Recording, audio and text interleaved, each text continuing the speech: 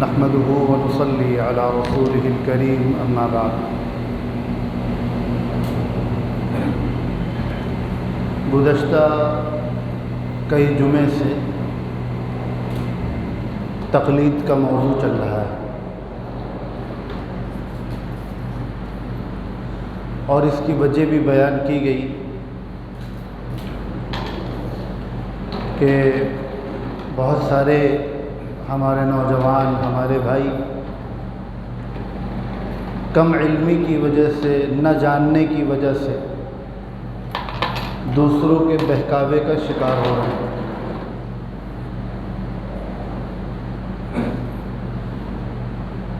بہت ساری گفتگو اس درمیان ہوئی تقلید کے حوالے سے، اور اس سے ایک بات تو یہ اچھی طریقے سے سمجھ میں آ گئی کہ اگر مکمل شریعت پر عمل کرنا ہے تو اجتہاد کی بھی ضرورت پڑے گی اور تقلید کی بھی ضرورت پڑے گی۔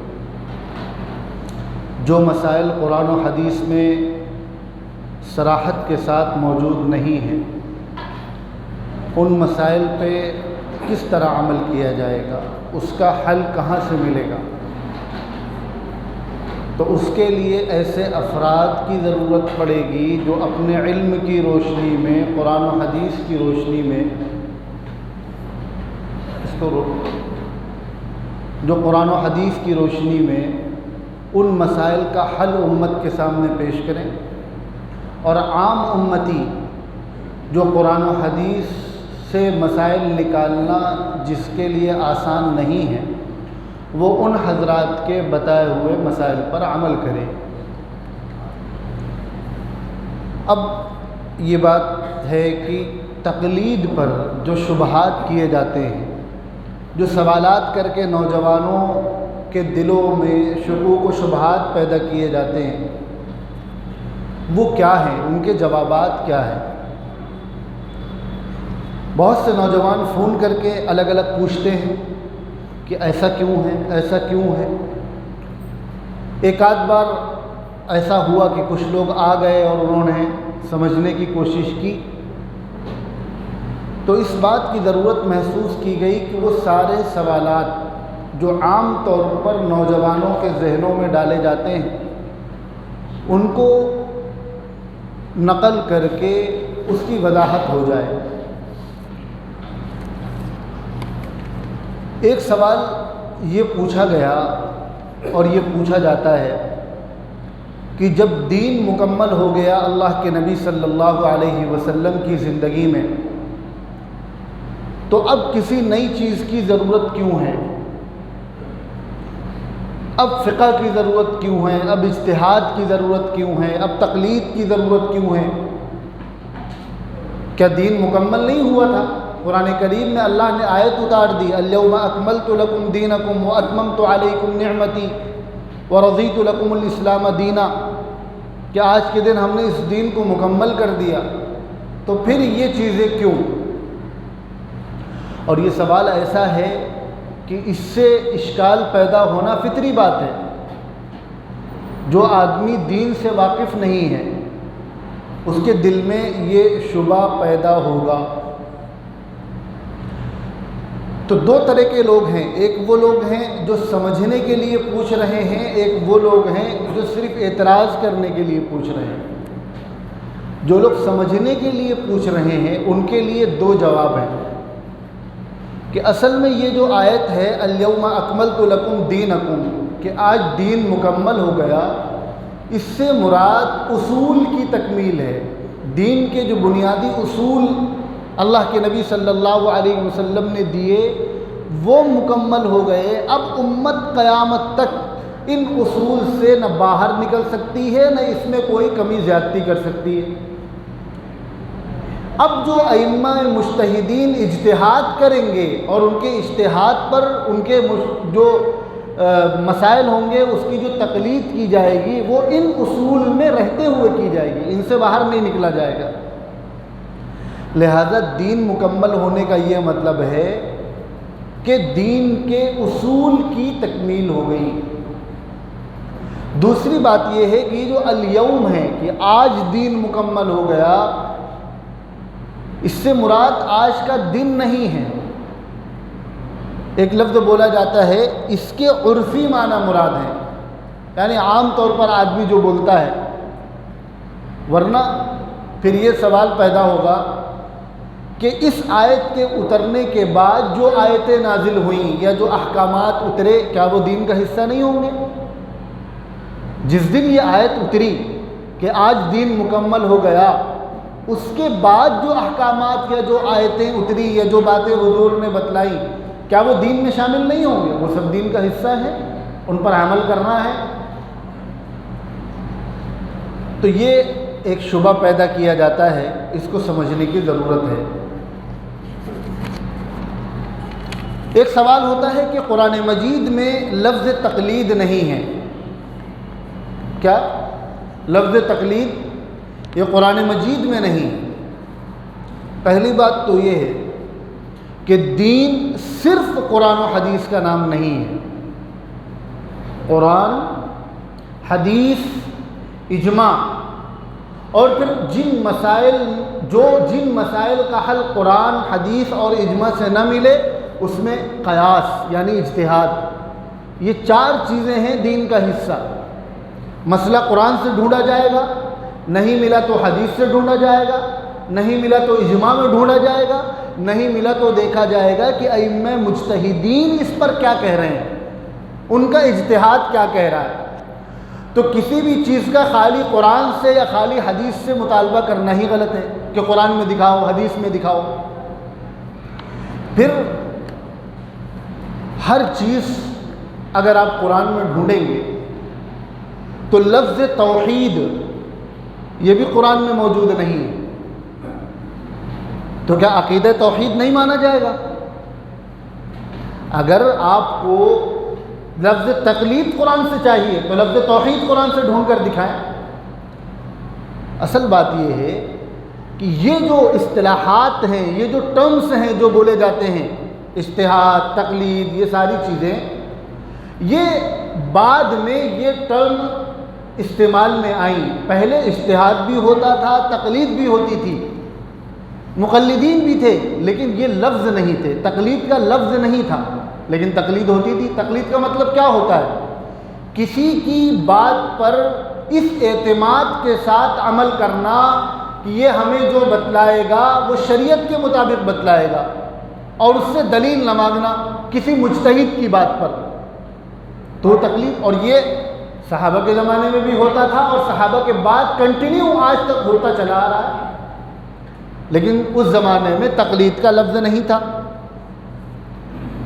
ایک سوال یہ کیا جاتا ہے کہ قرآن کریم میں بڑوں کی تقلید سے روکا گیا ہے اور اس کی مذمت بیان کی گئی ہے. قرآن نے منع کیا ہے آباء و اجداد کی اور بڑوں کی تقلید کرنے سے. اور آیت پیش کی جاتی ہے سورہ بقرہ کی آیت نمبر 170، وَإِذَا قِيلَ لَهُمُ اتَّبِعُوا مَا أَنزَلَ اللَّهُ قَالُوا بَلْ نَتَّبِعُ مَا أَلْفَيْنَا عَلَيْهِ آبَاءَنَا. اور دوسری آیت پیش کی جاتی ہے قَالُوا رَبَّنَا إِنَّا أَطَعْنَا سَادَتَنَا وَكُبَرَاءَنَا فَأَضَلُّونَا السَّبِيلَ.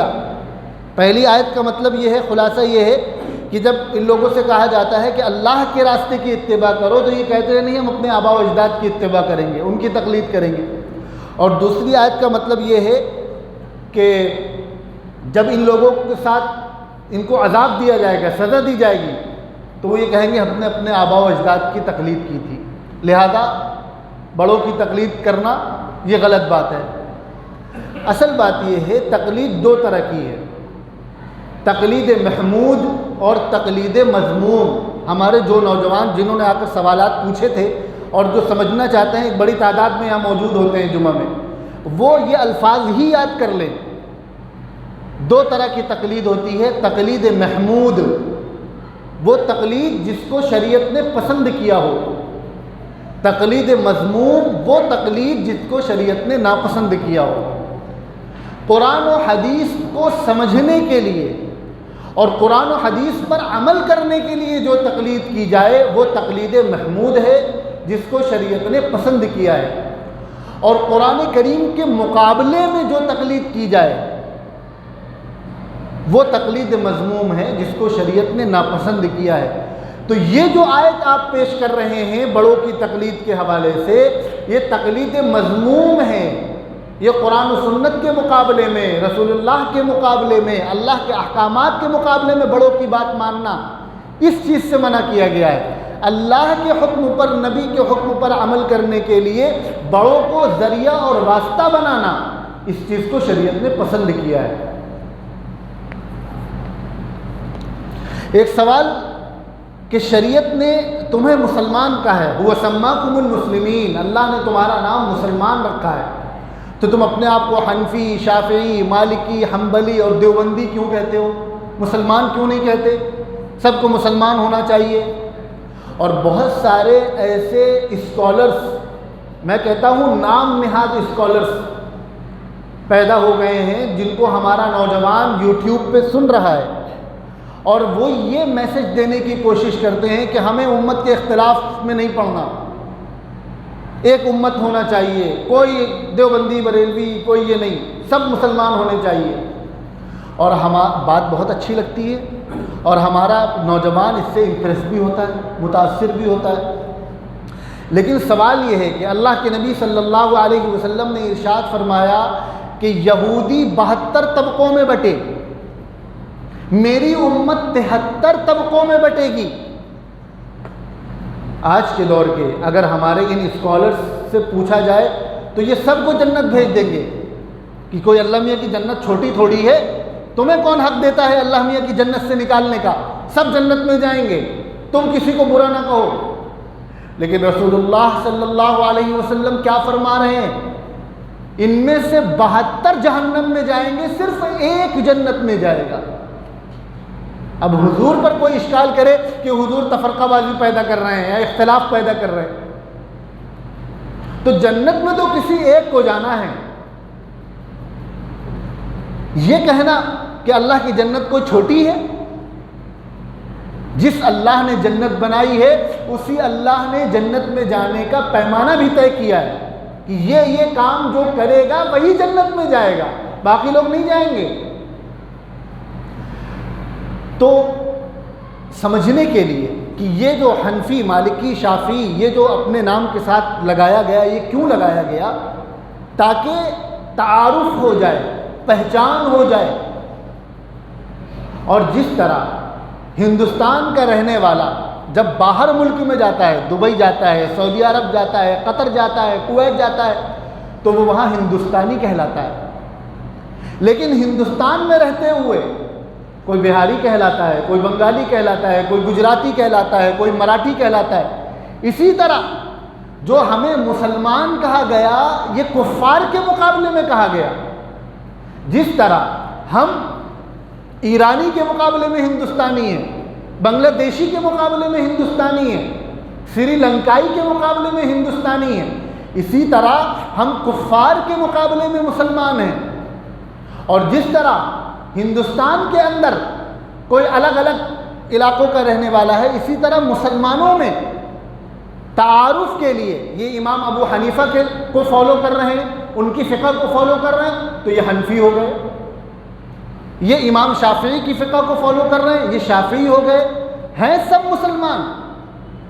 لیکن چونکہ ان کی فقہ، جس طرح دارالعلوم دیوبند سے فارغ ہونے والا اپنے نام کے ساتھ قاسمی لگاتا ہے، مولانا قاسم نانوتوی رحمۃ اللہ علیہ ان کی طرف نسبت کر کے، دارالعلوم ندوۃ العلماء سے فارغ ہونے والا اپنے نام کے ساتھ ندوی لگاتا ہے، مدرسہ مظاہر العلوم سہارنپور سے فارغ ہونے والا اپنے نام کے ساتھ مظاہری لگاتا ہے۔ اسی طرح امام ابو حنیفہ کو فالو کرنے والا اپنے نام کے ساتھ حنفی لگاتا ہے، امام شافعی کو فالو کرنے والا اپنے نام کے ساتھ شافعی لگاتا ہے۔ پھر الگ الگ مسلک ہوئے تو دیوبندی اسکول آف تھاٹ کو فالو کرنے والا اپنے ساتھ دیوبندی لگاتا ہے۔ تو یہ بھی بلا وجہ کا اشکال ہے جو نہیں ہونا چاہیے، اور ہمارے لوگوں کو بہت جلدی اس سے امپریس ہونے کی ضرورت نہیں ہے۔ اور ہم پلٹ کر سوال کر سکتے ہیں کہ اگر ہمارا حنفی، شافعی، مالکی لگانا غلط ہے تو پھر محمدی اور سلفی اور اثری لگانا یہ صحیح کیسے ہو جائے گا؟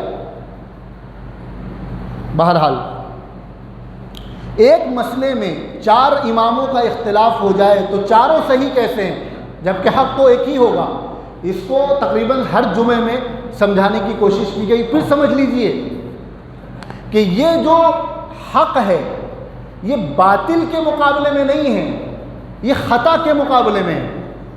بولا جاتا ہے نا حق و باطل، یہ حق ہے یہ باطل ہے، یہاں باطل نہیں ہوگا، یہاں یہ حق خطا کے مقابلے میں ہے۔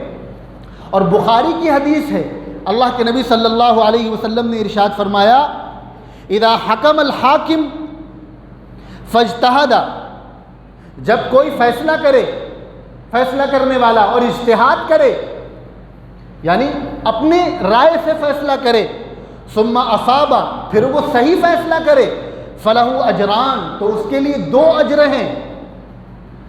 وَإِذَا حَكَمَ فَاجْتَهَدَ ثُمَّ أَخْطَأَ، اور اگر فیصلہ کرنے والا فیصلہ کرے اور اجتہاد کرے یعنی اپنی رائے سے فیصلہ کرے اور وہ غلط فیصلہ کرے، کون کہہ رہا ہے؟ خود حضور فرما رہے ہیں، وہ غلط فیصلہ کرے، فَلَهُ أَجْرٌ، تب بھی اس کے لیے 1 اجر ہے۔ بات سمجھ میں آ رہی ہے؟ ایک بات۔ دوسری بات، کبھی کبھی ایسا ہوتا ہے کہ اللہ کے نزدیک تو حق ایک ہوتا ہے لیکن انسانوں کے نزدیک حق ایک سے زائد ہوتا ہے۔ 4 آدمی سفر کر رہے ہیں سمندر کے بیچوں بیچ کشتی میں، اور اگر کسی نے سمندر دیکھا ہو تو بہت اچھا، ورنہ نہ دیکھا ہو تو یوٹیوب پہ جا کر دیکھیے کہ جب کشتی سمندر کے بیچ میں ہوتی ہے تو چاروں طرف کچھ بھی نظر نہیں آتا، کچھ بھی نظر نہیں آتا۔ تو یہ بھی نظر نہیں آتا کہ قبلہ رخ کدھر ہے۔ آج کے دور میں تو کمپاس وغیرہ اور قبلہ نما اور پتہ نہیں کیا کیا ایجاد ہو گئے، تو آج کے دور میں قبلے کا رخ پتہ کرنا آسان ہے، لیکن جب یہ چیزیں نہیں تھیں تو جو لوگ صحرا میں سفر کرتے تھے، جنگل میں سفر کرتے تھے یا سمندری سفر کرتے تھے، ان کے لیے بڑی مشکل ہوتی تھی پتہ کرنا کہ قبلے کا رخ کدھر ہے۔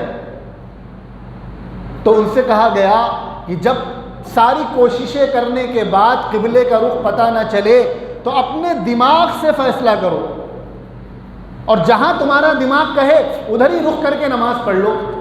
اب 4 لوگ سفر کر رہے ہیں، چاروں نے اپنا اپنا دماغ لگایا، کسی کو لگا کہ نہیں قبلہ رخ ادھر ہوگا، کسی کو لگا ادھر ہوگا، کسی کو لگا ادھر ہوگا، کسی کو لگا ادھر ہوگا، اور چاروں نے الگ الگ رخ پر نماز پڑھی۔ کس کی نماز صحیح ہوئی؟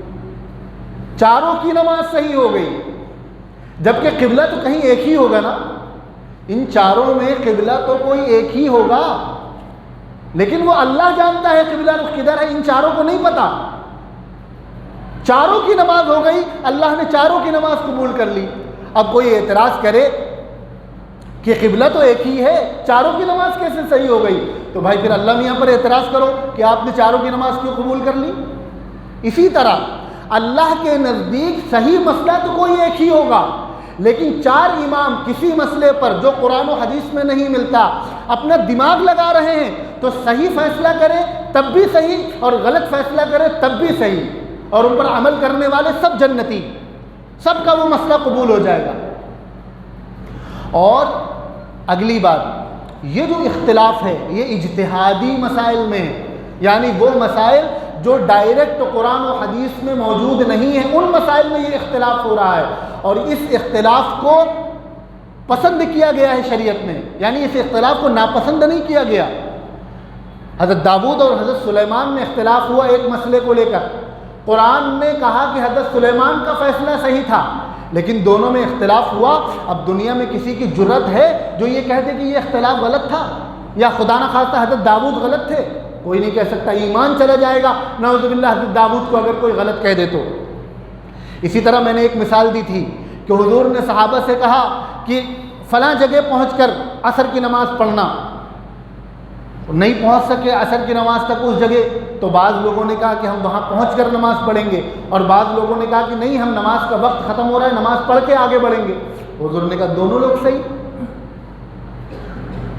تو یہ کہنا کہ حق ایک ہی ہو سکتا ہے، ایک سے زائد نہیں ہو سکتا، اجتہادی مسائل میں مجتہد اگر اجتہاد کر رہا ہے اور فیصلہ کر رہا ہے تو غلط فیصلہ کرنا بھی اس کا ثواب سے خالی نہیں ہے، اور اس پر عمل کرنے والا انشاءاللہ جنت میں جائے گا۔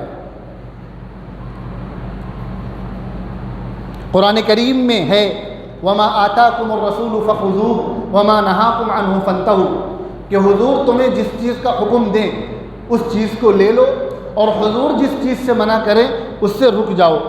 اگر تقلید ضروری ہوتی تو قرآن میں تقلید کا بھی حکم ہوتا. یہ بھی ایک اشکال کیا جاتا ہے. قرآن کریم میں اللہ رب العزت نے فرمایا یا ایھا الذین آمنوا اطیعوا اللہ واطیعوا الرسول واولی الامر منکم. اے ایمان والو، اللہ کی اطاعت کرو، رسول اللہ کی اطاعت کرو اور اولو الامر کی اطاعت کرو. مفسرین نے لکھا ہے، غالباً حضرت عبداللہ ابن عباس سے بھی روایت ہے، اس کو پھر سے دیکھنا پڑے گا، اور بھی کئی جگہ یہ بات آئی کہ اولو الامر سے مراد یہ مجتہد ہے. مجتہد کی اتباع کرو، مجتہد کی تقلید کرو. قرآن کہہ رہا ہے واتبع سبیل من اناب الی. میں نے پچھلے ہفتے کو یہ آیت پڑھ کے سنائی تھی کہ اس شخص کے راستے کی اتباع کرو جو اللہ سے لو لگائے. تو قرآن میں تو تقلید کا حکم موجود ہے.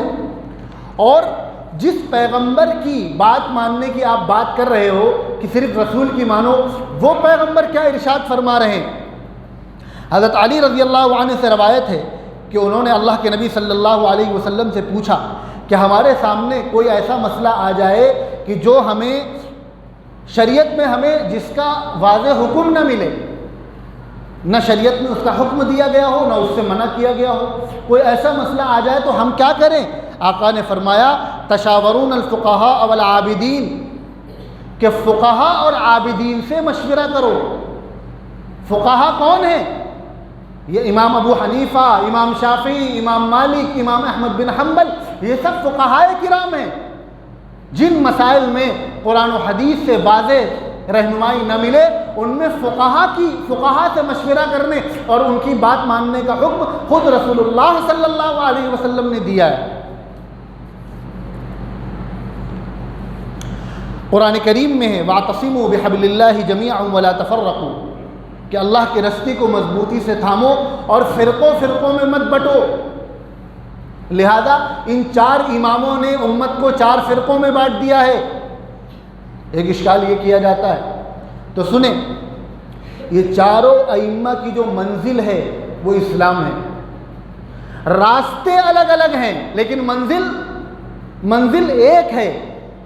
یہ جو قرآن کے آیات آپ پیش کر رہے ہیں یہ اس لوگوں کے لیے ہے جو اپنی منزل اسلام کو چھوڑ کر کوئی اور بنا لیں یا ایسے راستے پر چلیں جو ان کو اسلام کے علاوہ کہیں اور لے جاتا ہو. یہ چاروں راستے ہمیں مذہب اسلام کی طرف لے جاتے ہیں. اور پھر اگر ان 4 اماموں سے آزادی دے دی جائے تو وہ مسائل جن کا حل قرآن میں اور حدیث میں موجود نہیں ہے، ہر آدمی خود ایک فرقہ بن جائے گا. ہر آدمی فرقہ بن جائے گا اگر امت کے حوالے کر دیا جائے کہ اپنی سمجھ سے عمل کرو اس پر. ان 4 لوگوں میں پابند کر کے امت کو متحد کر دیا گیا ہے. اور کیا قرآن و حدیث میں ان 4 ائمہ کے متعلق کہا گیا ہے کہ ان کی تقلید کرو؟ قرآن میں تقلید کا حکم ہے کہ مجتہد کی تقلید کرو. جس طرح نماز باجماعت کا حکم ہے، امام کا حکم نہیں ہے، امام کا تذکرہ نہیں ہے. جس طرح قرات کا حکم ہے، قاری کا تذکرہ نہیں ہے، اسی طرح تقلید کا حکم ہے، اجتہاد کا حکم ہے. ان 4 اماموں کا ذکر نہیں ہے. ان 4 اماموں سے پہلے لوگ کس کی تقلید کیا کرتے تھے؟ مکہ میں حضرت عبداللہ ابن عباس کی تقلید ہوتی تھی، مدینے میں حضرت زید بن ثابت کی تقلید ہوتی تھی، کوفہ میں حضرت عبداللہ ابن مسعود کی تقلید ہوتی تھی، بصرہ میں حضرت انس رضی اللہ عنہ کی تقلید ہوتی تھی، اور یمن میں حضرت معاذ بن جبل رضی اللہ عنہ کی تقلید ہوتی تھی. لیکن اس دور میں مقلد تھے، تقلید کا لفظ نہیں تھا. یعنی وہ اس اعتماد پر کہ یہ جو ہمیں مسئلہ بتائیں گے اس شریعت کے مطابق بتلائیں گے، بغیر دلیل عمل کیا کرتے تھے. اسی کا نام تو تقلید ہے. تو تقلید دور صحابہ میں بھی تھی لیکن تقلید کا لفظ نہیں تھا. جب یہ علم فقہ مرتب ہوا اور مدون ہوا تب تقلید کا لفظ بھی استعمال میں آیا. جب مجتہدین کئی گزرے ہیں تو صرف ان 4 کی تقلید کیوں؟ قرآن کریم میں اللہ نے فرمایا واتبع سبیل من اناب الی. اتباع سبیل کے لیے علم سبیل ضروری ہے. یعنی ایسے امام کی تقلید ضروری ہے جس کے تمام مسائل ہمارے سامنے موجود ہوں، اویلیبل ہوں۔ ویسے تو مجتہدین بہت سارے گزرے ہیں، لیکن آج امت کے سامنے ان 4 اماموں کی جس طرح تمام فقہ موجود ہے، اویلیبل ہے ہر مسئلے میں، اس طرح دوسرے اماموں کی موجود نہیں ہے۔ لہذا اگر ان اماموں کی فقہ، ان کے مسائل، ان کا اجتہاد آج اسی طرح موجود ہوتا جس طرح ان 4 اماموں کا موجود ہے، تو 4 کی جگہ 5 کے بارے میں کہا جاتا، 6 کے بارے میں، لیکن دوسروں کا موجود نہیں رہا، ان 4 کا موجود ہے۔ اسی وجہ سے ان 4 کا امت کو پابند کر دیا گیا۔ اگر 4 امام حق پر ہیں تو تم صرف امام ابو حنیفہ کی تقلید کیوں کرتے ہو؟ پہلی بات تو یہ ہے کہ تقلید تو کسی ایک ہی کی کرنی ہے، 4 کی ایک ساتھ نہیں کر سکتے۔ ایک وقت میں ایک ہی کشتی پہ پاؤں رکھیں گے، 4 کشتی پہ پاؤں نہیں رکھیں گے، اور 4 کے الگ الگ مسائل ہیں۔ اگر ایک کی نہیں کریں گے تو کبھی ان کی کریں گے، کبھی ان کی کریں گے، تو نفس کی اتباع ہوگی، پھر کسی ایک کی اتباع نہیں ہوگی۔ پھر حضرت امام اعظم ابو حنیفہ رحمۃ اللہ علیہ کی یہ شان ہے کہ حضرت امام صاحب نے خود صحابہ کو دیکھا ہے، صحابہ سے روایات سنی ہیں، دیگر 3 ائمہ کو یہ شرف حاصل نہیں ہے۔ آپ کی فقہ شورائی ہے، اس بات کو سمجھیے گا۔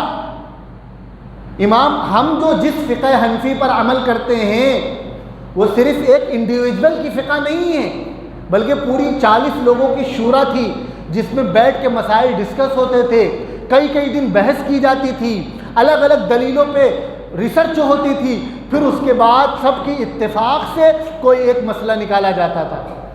امام اعظم ابو حنیفہ رحمۃ اللہ علیہ کی شورا میں تقریباً 40 لوگوں کا نام آتا ہے جن کے ریسرچ کے بعد کسی مسئلے پر مہر لگائی جاتی تھی۔ باقی ائمہ کے یہاں یہ نہیں ہے، وہاں انڈیویجول ہے، ہمارے یہاں انڈیویجول نہیں ہے۔ اسی طرح آپ مدون اول ہیں، یعنی سب سے پہلے آپ نے فقہ کو مدون کیا ہے، تمام مسائل کو۔ اور بھی بہت ساری شان ہیں حضرت امام ابو حنیفہ رحمۃ اللہ علیہ کی۔ غیر مقلدین کہتے ہیں کہ شوافع بھی رفع یدین کرتے ہیں، امام شافعی کو فالو کرنے والے، اور ہم بھی رفع یدین کرتے ہیں، لیکن تم ہمیں غلط کہتے ہو اور شافعی کو صحیح کہتے ہو، یہ کون سی دوگلی پالیسی ہے؟ سوال سمجھ میں آ رہا ہے؟ وہ یہ سوال کرتے ہیں کہ امام شافعی کو فالو کرنے والے بھی رفع یدین کر رہے ہیں اور ہم بھی رفع یدین کر رہے ہیں، لیکن تمہارے نزدیک وہ صحیح اور ہم غلط۔ جی ہاں، آپ غلط۔ کیوں؟ ایک ڈاکٹر ڈگری ہولڈر ہے، جسے میڈیکل نے یہ سرٹیفکیٹ دیا ہے کہ تم سرجری کر سکتے ہو۔ ایک ڈاکٹر ڈگری ہولڈر نہیں، اس کی ڈگری ریجیکٹ کر دی گئی۔ اب دونوں لوگ آپریشن کریں، جو ڈگری ہولڈر ہے، جس کو سرٹیفکیٹ دیا گیا ہے، وہ آپریشن کرے گا، اس کو اپریشیٹ کیا جائے گا، اور جس کو منع کیا گیا، جس کی ڈگری ریجیکٹ کر دی گئی، وہ آپریشن کرے گا، گرچہ اس کا آپریشن سکسیسفل ہو جائے پھر بھی گورنمنٹ اس کو اٹھا کے جیل میں ڈال دے گی۔ کیوں؟ کیونکہ آپ کو الاؤ نہیں کیا گیا تھا، تو آپ نے یہ ایکسپیریمنٹ کیا کیسے؟ بات سمجھ میں آ رہی ہے؟ وہ کہہ دے کہ انہوں نے بھی آپریشن کیا، ہم نے بھی آپریشن کیا، ان کا بھی صحیح ہوا، ہمارا بھی صحیح ہوا، ان کو تم کہہ رہے ہو صحیح اور ہم کو کہہ رہے ہو غلط۔ جی ہاں، ان کو گورنمنٹ نے سرٹیفکیٹ ایشو کیا ہے کہ آپ آپریشن کر سکتے ہو، اور آپ کو اجازت نہیں دی ہے، گرچہ آپ کا آپریشن، آپ کی سرجری سکسیسفل ہو جائے، لیکن پھر بھی آپ جیل خانے کے حقدار ہیں، کیونکہ آپ نے کسی کی زندگی کے ساتھ کھلواڑ کیا۔ جو شوافع حضرات ہیں وہ ایک اصول کے پابند ہیں، انہوں نے تسلیم کیا ہے کہ قرآن و حدیث کے وہ مسائل جو قرآن و حدیث میں موجود نہیں ہیں، ان میں امام ابو حنیفہ، امام شافعی کی ریسرچ پر عمل کریں گے، لہذا ان کا رفع یدین کرنا صحیح۔ لیکن آپ نے اپنے آپ کو آزاد چھوڑ دیا ہے، آپ نے اپنے آپ کو ان مسائل میں جو قرآن و حدیث میں موجود نہیں ہیں، کسی بھی امام کی اتباع کا پابند نہیں کیا، تقلید کا پابند نہیں کیا، لہذا آپ کا رفع یدین کرنا یہ نفس پرستی کہلائے گی، یہ شریعت کا اتباع نہیں کہلائے گی، اس لیے آپ کا رفع یدین کرنا غلط اور ان کا رفع یدین کرنا صحیح۔ تو یہ وہ سارے کوشچنز تھے، وہ سارے سوالات تھے جو بار بار ہمارے نوجوانوں کے دماغوں میں ڈالے جاتے ہیں، اور بہت سے لوگ آ کر پوچھ لیتے ہیں، ان کو تو سمجھا دیا جاتا، لیکن ایک بڑی تعداد ہے جو نہیں آ پاتی پوچھنے کے لیے، تو یہ ضرورت محسوس کی گئی کہ باقاعدہ اس کو مجمع عام کے سامنے بیان کیا جائے، تاکہ اگر کسی کے دل میں کوئی شکوک و شبہات پیدا ہو رہے ہیں یا آئندہ پیدا ہونے کا خطرہ ہے تو ابھی سے اس پر کنٹرول کر لیا جائے۔ انشاءاللہ اگلے جمعہ کو تقلید چھوڑنے کی وجہ سے ہمارے کیا نقصانات ہو رہے ہیں، اور کن مسائل میں مقلدین کو اور خاص طور پر حنفیوں کو یہ کہا جاتا ہے کہ تم حدیث پر عمل نہیں کرتے، ان مسائل کو تفصیل کے ساتھ ذکر کیا جائے گا۔ سنتیں پڑھ لی۔